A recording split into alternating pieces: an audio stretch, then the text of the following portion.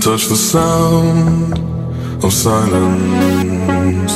And in the naked light I saw